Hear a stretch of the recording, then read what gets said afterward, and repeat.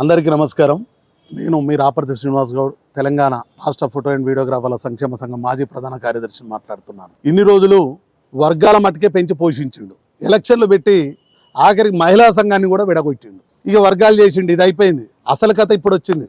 ఇన్ని రోజులు తెలంగాణ రాష్ట్రానికి ఫోటోటెక్ మ్యాగజైన్ ప్రారంభించి 2011 నుంచి నిన్నటిదాకా సహకరించిన వ్యక్తికి సభ్యత్వం ఇవ్వకపోవడం ఉన్న కారణం ఏంటో మీ అందరికీ తెలవాలి. ఇన్ని సంవత్సరాల నుంచి అభిమన్యు రెడ్డి గారు తెలంగాణ రాష్ట్ర సంఘానికి వెన్నుముకగా పనిచేసిండు. దాన్ని వెంకరెడ్డి గారు కాదు, ఎవరైనా ఒప్పుకోవాల్సింది. ఎందుకంటే నేను జనరల్ సెక్రటరీగా ఉన్నప్పుడు పెన్ను పేపర్ వరకు పూర్తిగా రాష్ట్ర అసోసియేషన్కి సహకరించిన వ్యక్తి అభిమన్యు రెడ్డి గారు.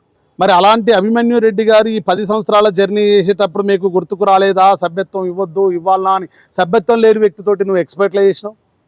సభ్యత్వం లేని వ్యక్తితోటి యాదగిరిగుట్టకు పోయి పోస్టర్ ఆవిష్కరణ చేసి ప్రతిసారి మీరేగా, నాకంటే ముందు నుంచే కదా మీకు పరిచయం అభిమన్యు రెడ్డి గారు.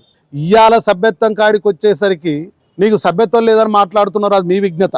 అదే అభిమన్యు రెడ్డి మీకు డబ్బులు కొట్టినట్టు స్క్రీన్ షాట్ ఉంటుంది, కానీ నాకు తెలియదని మీరు అంటారు. ఇదే హైదరాబాద్లో మీటింగ్ పెట్టి అభిమన్యు రెడ్డి గారికి సభ్యత్వం ఇవ్వాలి, మేము తీర్మానం చేసినాం, సంఘానికి పనిచేసిండు అని చెప్పింది మీరే కదా. మరి మొన్న మెసేజ్ పెట్టినప్పుడు మేము ఆలోచిస్తాం చెప్తాం, మీకు సభ్యత్వం ఇప్పుడు ఇవ్వలేము అని చెప్పేసి అన్నారంటే ఇది మీ నియంత పాలన కదా. సభ్యత్వం డబ్బులు కడితే తీసేసేది మీరే, తర్వాత మీటింగ్ పెట్టుకొని సభ్యత్వం ఇస్తానేది మీరే, తర్వాత ఇప్పుడు ఇయ్యను అనేది మీరే. ఇదంతా ఎందుకు జరుగుతుందో రాష్ట్ర ఫోటోగ్రాఫర్లారా మీకు అందరికి తెలియజేస్తున్నా, గుర్తుంచుకోండి. హుసేన్ గారు గతంలో ఏం పని చేసిరు? విలాట్ రమణ కాడ ఎక్స్పోలో పనిచేసిండు. గతంలో విలాట్ రమణ కాడ పనిచేసినప్పుడు 1-2 లక్షలు ఎంతో వచ్చినాయి. ఆ రోజు అదే విలాట్ రమణ గారికి మేము అందరం పోయినాం. తెలంగాణ రాష్ట్ర అసోసియేషన్, తెలంగాణ రాష్ట్రంలో మీరు ఎక్స్పో చేస్తున్నారు, మా అసోసియేషన్కి ఎంత ఇస్తారంటే ₹1 అన్నాడు. ₹1 అన్న దగ్గర ఈయన దర్జాగా పనిచేసిండు, ఆయనకు డబ్బులు వచ్చినాయి. ఆడదాకా బాగానే ఉంది, ఆయన ఎక్స్పోలు పనిచేసిండు. ఆ తర్వాత ఈయన ఇటు రాష్ట్ర కమిటీకి వచ్చిండు. ఇప్పుడు రాష్ట్ర కమిటీకి వచ్చి 3 సంవత్సరాలు 4 సంవత్సరాలు చూసిండు. నేను ఇంత చేస్తుంటే నా చేతికి ₹1 రావట్లేవు. ఇప్పుడు ఏం చేసిండు? ఎక్స్పోల్ చేసేది అభిమన్యు రమేష్. అసలు అభిమన్యుకు సభ్యత్వం ఇవ్వలేదంటే ఈ సంఘం నుంచి దూరం చేయొచ్చు. అభిమన్యుని సంఘం నుంచి దూరం చేసినాక ఇంకోటి ఏం చేస్తా, వేరే ఎక్స్పో చేసే వాళ్ళని తీసుకొస్తా, వాళ్ళ నుంచి ఎక్కువ డబ్బులు వస్తాయని చెప్తా. ఆ తర్వాత నెమ్మదిగా నేను ఇన్వాల్వ్ అవుతా, నా అనుచరులతో చెప్పిస్తా, సొంతంగా మనమే చేసుకుందామని. డబ్బులు సంపాదించాలని ఆశ తప్పితే ఇంకోటి లేదని తెలియజేస్తున్నా. ఇవాళ అభిమన్యు రెడ్డి గారు లాస్ వచ్చిన లాభం వచ్చిన 10 లక్షలు ఇచ్చిండు, మీరే చేయరు, బాగుంది. నిన్న బైసెల్ కాడికి పోయి చెన్నైలో పోయి పోస్టర్ పట్టుకొని దిగిరు, ఎన్ని పైసలు ఇచ్చారు? అదే అభిమన్యు రెడ్డి గారితో మనం ఒప్పందం చేసుకున్నప్పుడు 10 లక్షలు. మరి ఇప్పుడు పోస్టర్ పట్టుకొని దిగి దానికి సపోర్ట్ చేస్తున్నారు మేము అని చెప్పి ఒక రాష్ట్ర కమిటీగా మీరు పోయి అక్కడ పోయి పోస్టర్లు దిగి బైసెల్ తో సపోర్ట్ చేస్తున్నారు. మరి వాళ్ళు ఎన్ని పైసలు ఇచ్చారో చెప్పలేదే. మరి పోయి పోస్టర్ పట్టుకొని దిగిరు, ఏ కార్యవర్గంలో తీర్మానం చేసిరని సపోర్ట్ చేస్తున్నారని దిగిరు. రాష్ట్ర కమిటీ అంటే అందరం కలిసి తీసుకునే నిర్ణయమే కదా, మీరు ఒక్కరు సింగిల్ గా తీసుకునేది కాదు కదా. అంటే నీ కార్యవర్గాన్ని గౌరవించవు, పిఎస్టీలను గౌరవించవు, రాష్ట్ర కమిటీని గౌరవించవు, నువ్వు ఒక్కడివే నియంత, నువ్వు ఒక్కడే మోనోపాలిజం. నీకు నచ్చినట్టు చేయడం, ఎవరైనా ఏదన్నా అడిగితే వీళ్ళు సంఘద్రోహులు, ఎవరైనా ఏదన్నా అడిగితే వీళ్ళు మంచోళ్ళు గారు, నేను ఒక్కరిని మంచోని. ఇప్పటికీ రాష్ట్రంలో అభిమన్యు రెడ్డికి మీరు ఇయ్యకపోవడం వెనక కారణం సభ్యత్వం నేను అనుకుంటున్నాను, ఇది ఫోటోగ్రాఫర్లు అందరూ కూడా అనుకుంటున్నారు.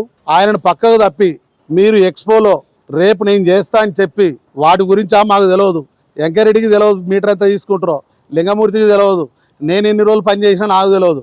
దాని గురించి తెలిసిన వ్యక్తి మీరే. అంతో ఇంతో ఎక్స్పో పేరు మీద ఇది ఇంత ఇది ఇంత ఇది ఇంత అని చెప్పి లాస్ అయితే ఎవడు భరించాలి, లాభం వస్తే ఎట్లా? మరి ఇదంతా కూడా మీరు ప్రణాళిక ప్రకారమే. అభిమన్యు రెడ్డికి మీరు డబ్బుల వ్యామోహంతో యుక్తిగా పనిచేస్తే కుదరట్లేదు. ఈ ఎక్స్పో పేరు మీద మరి రేపు మీ అనుచరులు అందరూ అంటారు, మరి సారు సొంతంగా ఎక్స్పో చేద్దామంటుండు, మరి సార్ ఇంత కష్టపడ్డందుకు సారు వ్యక్తిగతంగా కష్టపడుతుండు కాబట్టి 1 లక్ష 2 లక్షలు సార్కి ఇద్దామంటారు. ఫైనల్గా మీ ఎజెండా అయితే నేను ఇదే అనుకుంటున్నా.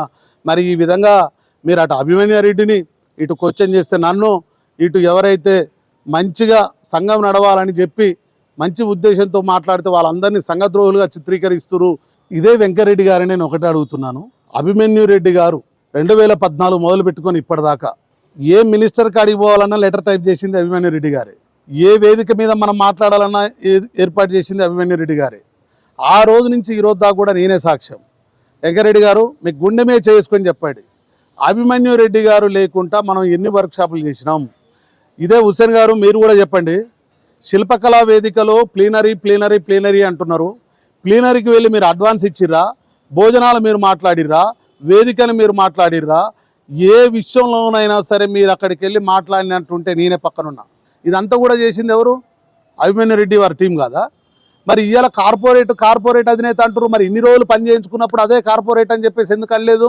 అంటే నీతో మంచిగున్నప్పుడు, వ్యవస్థతో మంచిగున్నప్పుడు ఆయన కార్పొరేట్ అధినేత కాదు. తప్పును తప్పు అని ప్రశ్నిస్తే శ్రీనివాస్ గౌడ్ అయ్యో ఇంత కష్టపడ్డాడు సార్, గతంలో మనం మాట ఇచ్చినాం కదా, మరి శ్రీనివాస్ గౌడ్కి ఒక అవకాశం ఇవ్వండి అన్న రోజు నుంచే కదా మీరు ఆయన శత్రువుగా చూస్తుంది.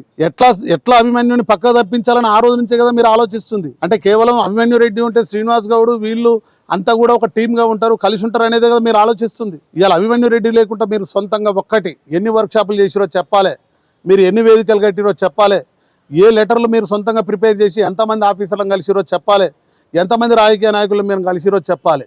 అయ్యాల లేని కార్పొరేటర్ అధినేత ఇవాళ మీరు సృష్టించి కార్పొరేటర్ అధినేత అంటారు. వెంకరెడ్డి గారు మీరెన్ని డబ్బులు సంపాదించారు?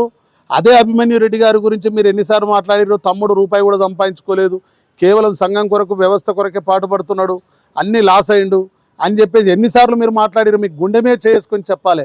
ఏమండి పదవులు ఇవ్వాలంటాయి రేపు పోతాయి, కానీ వ్యక్తిత్వం అనేది, వ్యక్తులతో ఉన్న ప్రేమ సన్నిహితం అనేది పోకూడదండి.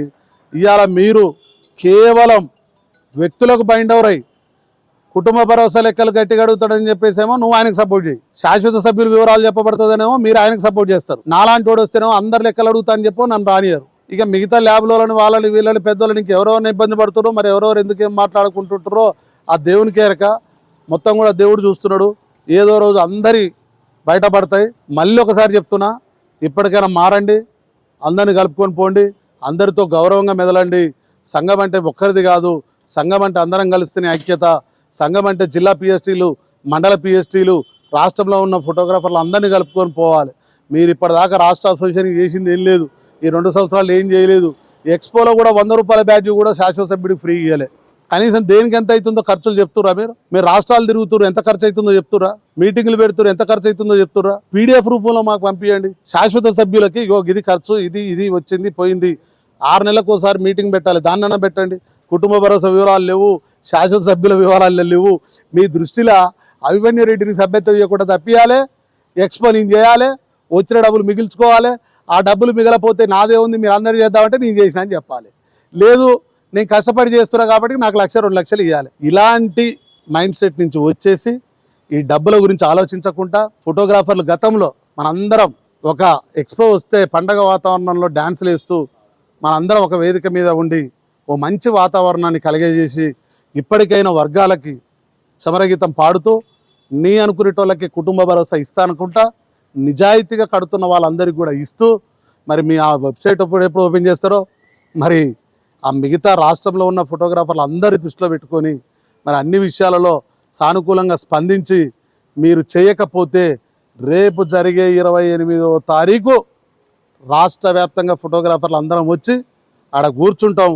మాకు లెక్కలు వివరాలు చెప్పినాకనే మీరు మీటింగ్ పెట్టుకోవాలని తెలియజేస్తూ ఫోటోగ్రాఫర్లారా మీరందరూ కూడా వినయంతో విజ్ఞతతో ఆలోచించాలని, ఇది నా స్వార్థం కొరకు కాదు, సంఘ భవిష్యత్తు కొరకే మాట్లాడుతున్నాను తెలియజేస్తూ మీ రాపర్ శ్రీనివాస్ గౌడ్.